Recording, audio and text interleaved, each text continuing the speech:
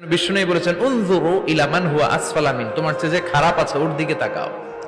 ওয়ালা তানজুর মান হুয়া আ'লা মিন, তোমার চেয়ে যে ভালো আছে ওর দিকে তাকাও না, তোমার চেয়ে যে খারাপ অবস্থানে আছে ওর দিকে তাকাও।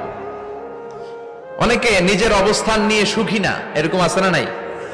আল্লাহ আমার এটা দিল না রে, ওইটা দিল না রে, পাইলাম না রে, কিচ্ছু হয় না, কি করব জীবন, হতাশ। আসলে আছে কিন্তু অনেক, কিন্তু শুকরিয়া নাই, ডাকাত, ঠিক কি না? নিজের অবস্থান নিয়ে সুখী না, কিন্তু অনেক লোক আছে তারা আপনার অবস্থানে পৌঁছতে চায়। তাদের দিকে তাকিয়ে দেখেন, আপনি যে অবস্থানে আছেন এই অবস্থানে পৌঁছাটা অনেকের কাছে স্বপ্ন। তারা প্রতিনিয়ত সংগ্রাম আর স্ট্রাগল করে যাচ্ছে আপনার অবস্থানে পৌঁছতে, আর আপনি এটা নিয়ে সন্তুষ্ট না। শেখ সাদির নাম শুনেছেন? বালাগাল উলা কাশাফাদ দুজা, এই কবিতাটার রচয়িতা ইরানের বিখ্যাত এক কবি।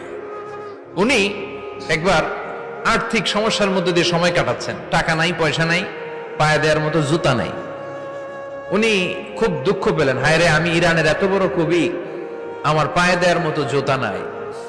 দুঃখ ভরা মন নিয়ে রাস্তায় হাঁটতে বেরোলেন। হাঁটতে হাঁটতে হঠাৎ দেখলেন একটা লোক শুয়ে শুয়ে কাঁদছে, ওই লোকটার দুইটা পাই নাই,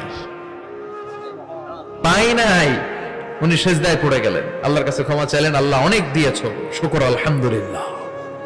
এজন্য যেই পরিস্থিতিতেই থাকি না কেন আমরা কি পড়বো? জোরে বলেন, কি পড়বো? এজন্য কানাতু মিনাল ইসলাম, অল্পে তুষ্ট থাকার নাম হলো ইসলাম। সম্পদ লাগবে কিন্তু সম্পদের পাহাড় লাগবে না, ঠিক কি না? অল্প খান, অল্প পড়েন, অল্প জামান, অল্পের ভেতরে বরকত ঢুকাইয়া দিছে কে?